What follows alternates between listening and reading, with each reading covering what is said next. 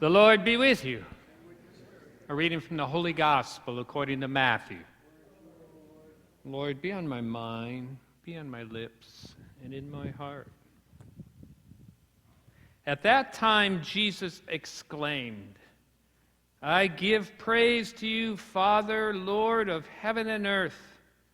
For although you have hidden these things from the wise and the learned, you have revealed them to the little ones.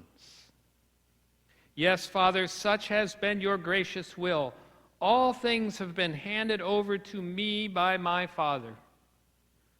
No one knows the Son except the Father, and no one knows the Father except the Son, and anyone to whom the Son wishes to reveal him. Come to me, all you who labor and are burdened, and I will give you rest. Take my yoke upon you and learn from me, for I am meek and humble of heart, and you will find rest for yourselves, for my yoke is easy and my burden light. The Gospel of the Lord.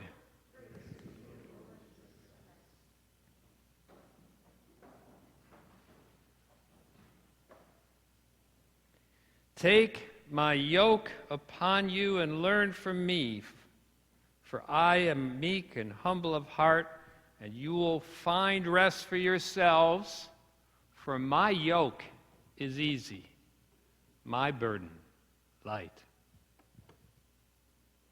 Do you guys know what a yoke is? It's something you put around an ox? Yeah, I really didn't know that for the longest time. I was raised in the city. And I actually learned this in the seminary. One of the other students was sharing this wonderful story and a meditation upon this. That, the yoke is like the harness you put around the ox who pulls the plow. I'm going to get out of your field of view. I'm going to drive you crazy. And you're doing all that heavy work, right? Sometimes our lives feel like this. And so imagine that, this yoke is enough for two, not just one. And in that yoke with you, carrying your burdens and pulling the plow, is Jesus. He wants to help us do the things we have to do for the kingdom. Isn't that beautiful? That's really comforted me many times, and I've used that image. I was so happy to learn that in seminary. But you know what? That's not at all what Jesus is talking about. Nope.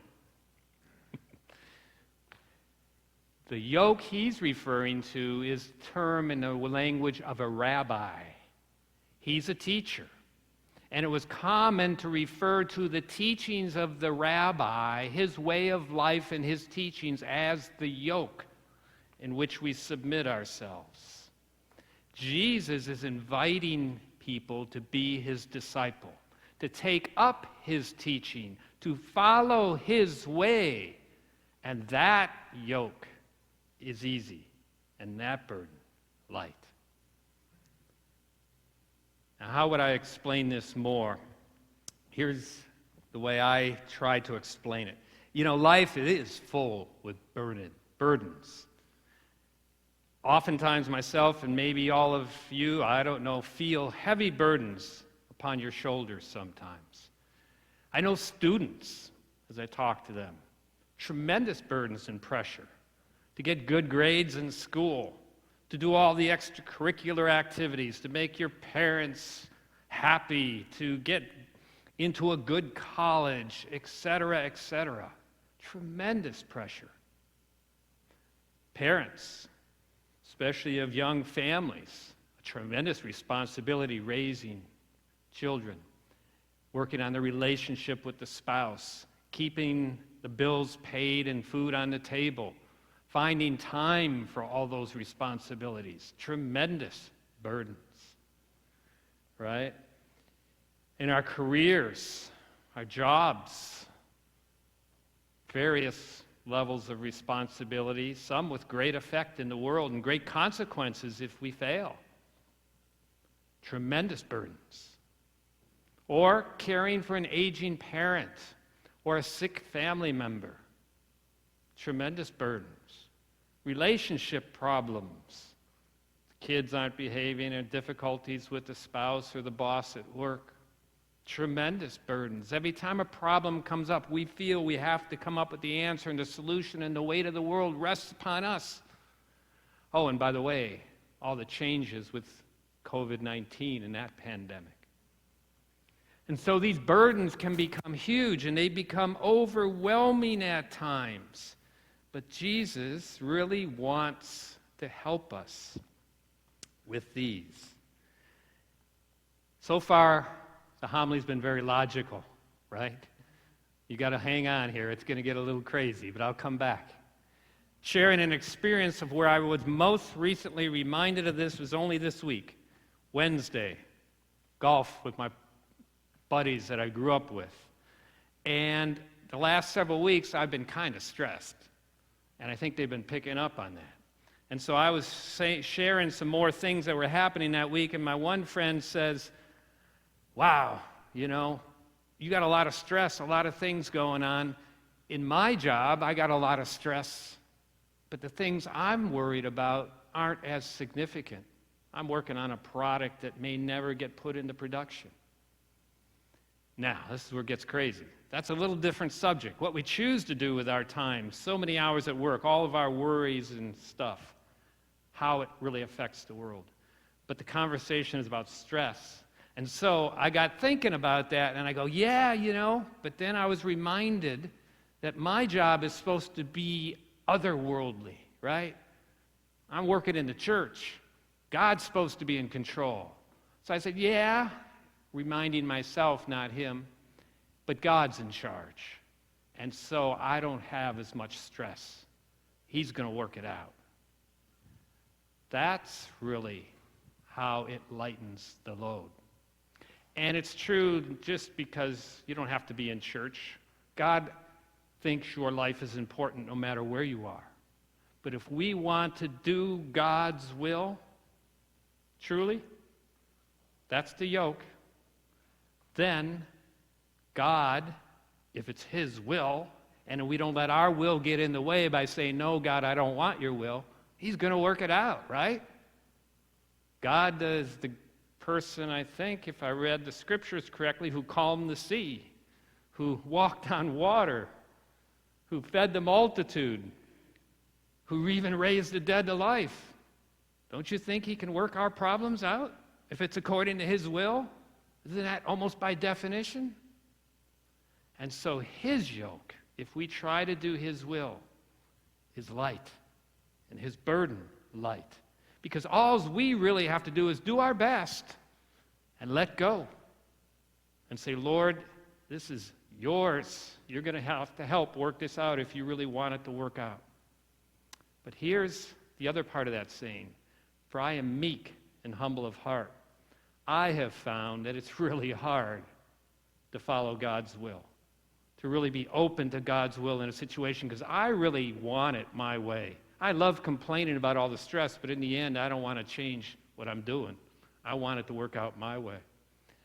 Sometimes God works through tremendous failures in our lives. Sometimes a situation isn't working out, at least in our eyes, and we get all upset about it. But really, God's got a different plan that we're just not seeing. Sometimes God even brings someone else into our lives who tells us the right way to go. But do I have the humility to listen? Jesus says, come to me, all who labor and are burdened, for my yoke, if you want to do my will, follow my way of life, is easy and my burden light. Because all we really have to do is do our best. Say, Lord, I don't know what you're doing, but I can't wait to see how you work this one out. Your will be done, not mine. And so, in conclusion, you've heard it said, I bet, God never gives you more than what you can handle. How many people have heard that? Do you believe that? Here's what I say. God will always give you more than you can handle. Because until we realize we can't handle it and say, Lord, help me, we're not letting him in. And he wants us to come to that point. And then with him, there's nothing God is going to give us that we can't handle, us and God together, if it's truly God's will. And so there's a beautiful passage in Acts chapter 26 in closing. And it's St. Paul's account in Acts, his testimony in front of Felix about how God changed his life. And remember in chapter 9 of Acts, we hear Luke narrating it from the third person. And Jesus speaks to Paul and says, Paul, Paul, Saul, Saul, why are you persecuting me? But when Paul tells the story in front of Felix in Acts 26, he adds something. That Jesus said, Paul, or Saul, Saul, why are you persecuting me? Why go on kicking against the goad? Do you know what a goad is? We're learning a lot of farming terms. Well, the goad is actually still part of the yoke that is on the ox. But on the side, there's a little spike. And if the ox starts going off the path, he feels the pain, and he's forced to come back. Sometimes those stresses in our lives, those difficulties, those pains are like the goad that we're kicking against. God's trying to correct our path. And so, no matter where you are in your life, it's important to God. Even if it is building a product that's only going to never go into production. You've got coworkers, you've got family, you've got friends that want to see and need to see your love and witness. No matter where you are, God's will can be done. And taking up that yoke will lighten your load. Come to me, all you who labor and are burdened, for my yoke is easy and my burden light.